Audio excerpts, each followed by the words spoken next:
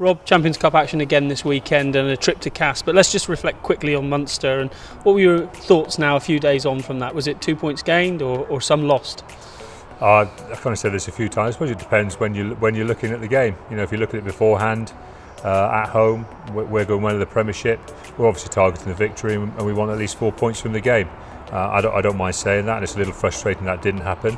But at the same time, if you turn around at half time with a narrow lead going into that win against Munster, probably at half time you take a draw and go, that's got to be a pretty good result. And I think that was the case, because our second half performance was exceptional at times. Obviously there's an element of frustration about the first half, that we didn't force a little bit more pressure and a few more issues for Munster that could have led to some more scores and ultimately ended up giving us a better opportunity of the victory.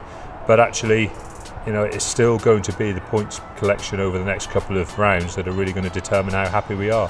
And if we go to Castres and win, a lot of teams will take 6 or 7 points, whatever it may be, over the first 2 rounds.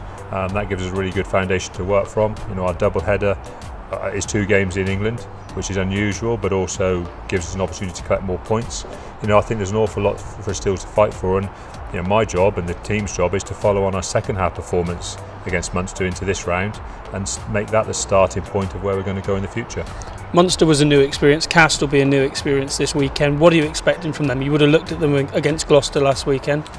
Yeah, I mean, that's slightly different between these teams, maybe not quite as well, I say quite as well organised, maybe not quite as probably disciplined in the patterns they play from. So they're a little bit more open to, you know, someone picking and going, or someone looking for a break and an offload, almost more individual kind of moments of to try and gain momentum. That's probably something that we're less used to in the Premiership, but something we've obviously got to be very aware of.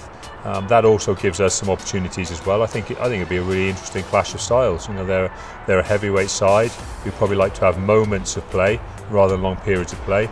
We're probably a little bit the other way around. We're probably a bit more mobile and want longer passages of play and longer ball in play time, and to build and create things over periods of time. So it's going to be an interesting clash. You've won in France before, Bordeaux, Montpellier. You know what it takes to win there. Yeah, and like I say, often it's dealing with their threats by making sure your systems are strong and everyone stays disciplined with what you do, and then obviously when you get the opportunity to have the ball, that you're prepared to really work hard and keep things moving and keep some tempo and momentum in the game. You know, tempo is going to be key for us. If we can keep this as a fast-paced tempo game, that will suit us, and that will give us the best opportunity to keep Castres under pressure. You saw last week, though, second half in particular, what your side are capable of in what was almost like a test match, wasn't it? That's right. I mean, in some ways, you know, if you actually sat down, and I sat down with him, we just purely watched the second half, and you didn't know what the starting score was, and you knew what the conditions were, you would look at that as an incredible half of rugby. You know, we actually kept Munster at bay, you know, like I say, into a gale with the quality of how we played, the quality of how we defended, with our discipline. You know, we had one slip up really in how we did things, where we didn't exit very well and gave Munster an attacking line out that they hurt us from. And even then, you know, in the last minutes of the game, where the team creating pressure, we get some go forward at a scrum, we get some go forward at some carries where we're meters from the line, and then we error. You know, that's sometimes what big games are decided on. Obviously a brutal encounter. We saw some big knocks, some big collisions in there. Just give us a little update on injuries and how people are shaping up. Well, Sam Skinner's failed his return to play protocols. He failed the HIA on the day and has had some symptoms since, so we've clearly taken him out of it. Dave Ewer's passed his HIA on the day and has had no symptoms. So he has got some other bumps and bruises, as have quite a few of the big lads up front. So on him, we're monitoring day by day. Dave Dennis came off early with an ankle. Again, that's a monitoring situation. So we've got quite a few guys, as we would expect, after tough games, where we're monitoring them as we move through the week. But on the whole, we're hoping that, you know, if there are some bumps and bruises, it seems to be looking like he's around the back 5 of the scrum at the moment. You mentioned Sam Skinner there today. Big news, obviously, him getting called up into the Scotland squad for the autumn series.